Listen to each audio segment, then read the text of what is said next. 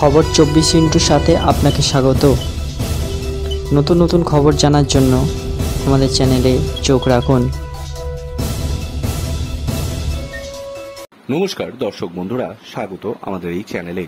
শাহজাদ জঙ্গি সংগঠনের সঙ্গে যোগের সন্দেহে আরো এক যুবককে গ্রেফতার করেছে রাজ্যের স্পেশাল টাস্ক ফোর্স। হেরাজ শেখ নামে বছর 27-এর ওই যুবক আজ ধরা পড়েছে হাওড়া স্টেশন চত্বর থেকে। এই হেরাজের বাড়ি নদিয়ার মায়াপুরে। স্থানীয় সূত্রে খবর, হেরাজের জন্মের 1 বছরের পরেই তার বাবা মাকে ছেড়ে চলে গিয়েছিল।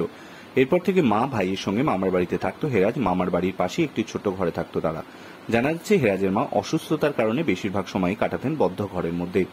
স্থানীয় সূত্রে খবর, উচ্চ মাধ্যমিক পরীক্ষায় পাশ করার পরে শারীরিকভাবে কিছুদিন অসুস্থ ছিল হেরাজ।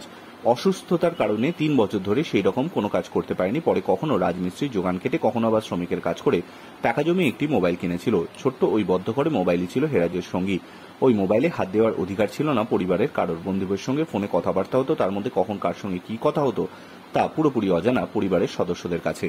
আজকের এই ঘটনার খবর পেয়ে এক প্রকার থ হয়ে গিয়েছেন পরিবারের লোকেরা। পাড়া প্রতিবেশীদেরও একই অবস্থা। সূত্রের খবর, গতকাল হাওড়া একটি গেঞ্জি কারখানায় কাজ করতে যাওয়ার কথা বলে বাড়ি থেকে বেরিয়েছিল। সকাল 8টা নাগাদ বেরিয়ে গিয়েছিল সে।